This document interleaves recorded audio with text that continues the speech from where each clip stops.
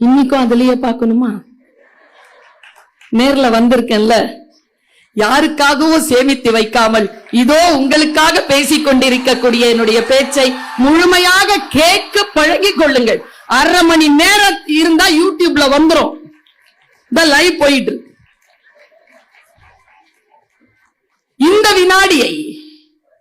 இந்த வினாடியை யார் ஒருவர் விழிப்புணர்வோடு அணுகுகிறார்களோ அவர்கள் தான் வாழ்க்கையில் வெற்றி பெறுகிறார்கள். நான் இப்படி சொல்கிறேன்.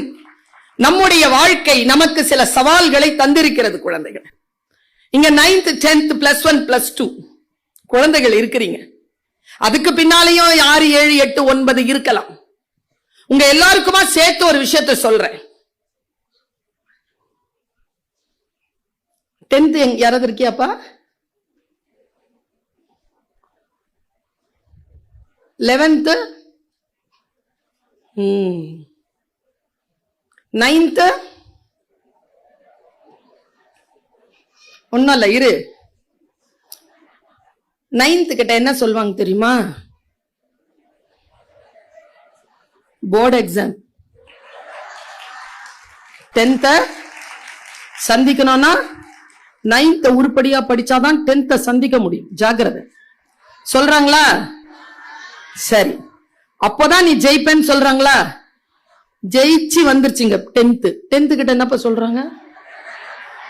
10th மட்டும் படிச்சுட்டேன்னு வச்சுக்க, போர்டு எக்ஸாம் ஜெயிச்சா ஜெயிச்ச, இல்ல போச்சு. ஜெயிச்சிரு, அவ்வளவுதானா? பட்டொளி வீசி பரப்ப நீ நம்பி பாஸ் பண்ணி வந்து உட்கார்ந்து இருக்கு +1. என்னப்பா சொல்றாங்க உனக்கு?